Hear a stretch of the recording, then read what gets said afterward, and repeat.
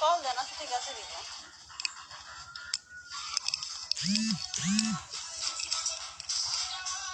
আচ্ছা আমার কথা